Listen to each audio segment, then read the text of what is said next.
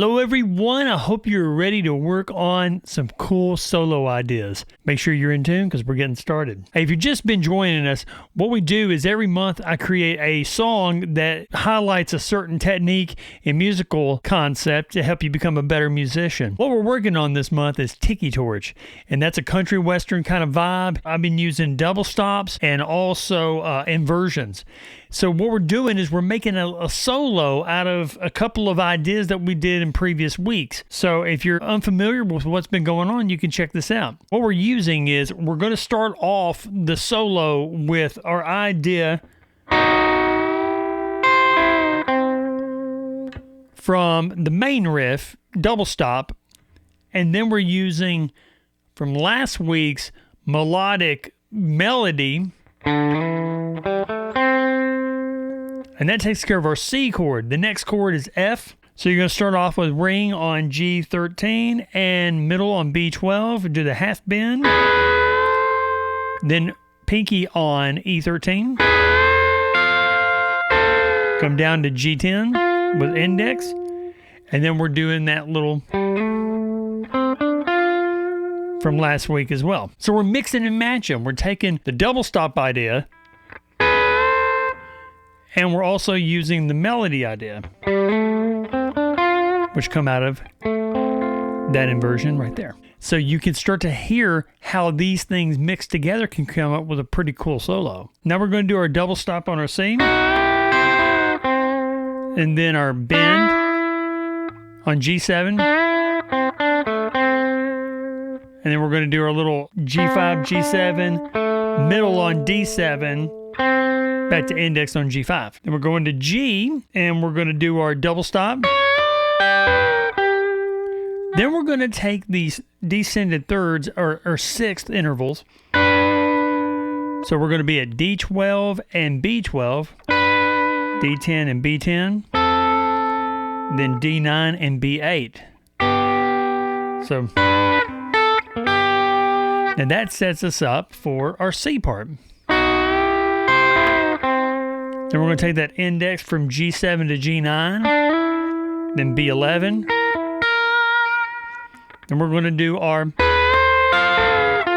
double stop from F, and then go to G11 for the F sharp and B13. And then that sets us up for our B15, then E15. Then we're going to take that little double stop interval thing again, the string skipping. Then we're going to do this cool little Jimmy Olander, Diamond Rio type of thing. You're going to be on B8 and E8, and you're going to bend while you keep the other note stationary. Some people call this oblique bend. That's for the F chord. We do it twice because the F hits twice. And then come down on B8 and E8. So when we put it all together, it sounds something like this.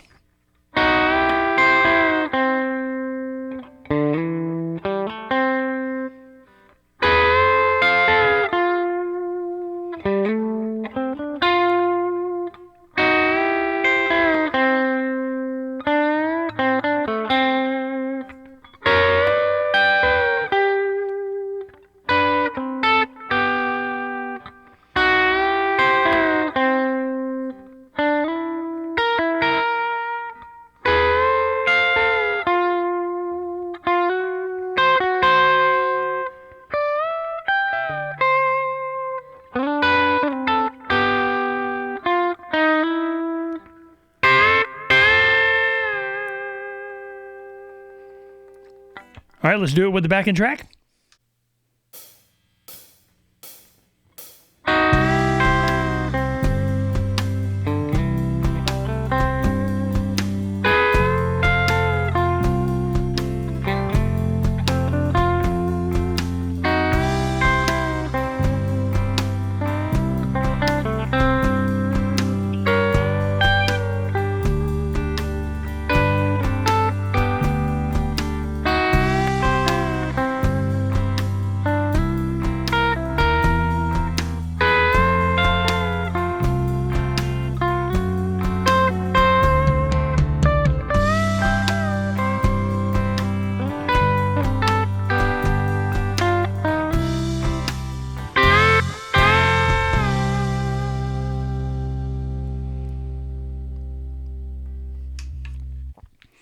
So there gives you an idea of how you can start to think about making these solos. I could even do a lot of other things too, where I could maybe mix some dominant seventh arpeggio ideas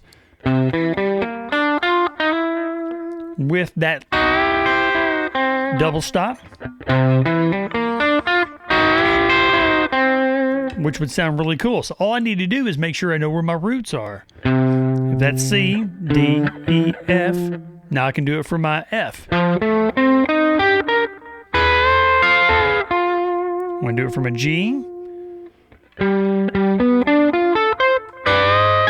Oh, oops. Let's try that again. And there's my G. So I could do that maybe, and I could add that in there. I could have gone.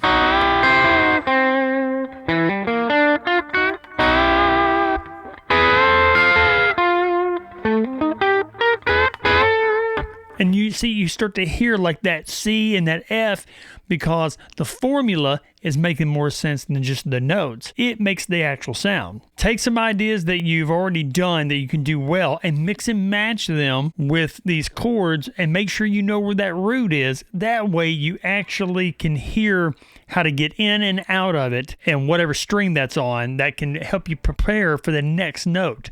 Preparation is over half the battle. So that's one of the reasons why I did that little, because my next note was right there on those strings. So that gave me preparation to go to my C note. All right, so if this is helping you guys, be sure to like and subscribe. That way you can continue to level up with us. Everybody in this community is getting better because we're all growing together. If you want to be a part of that, we'd love to have you. I upload every Friday. Make sure that you're sticking around and checking this out. And these solo ideas are going to be something that you can use in other ones. And if you want to know more about how these solos work, check out these right here. Y'all have a blessed day, and we'll talk to you soon.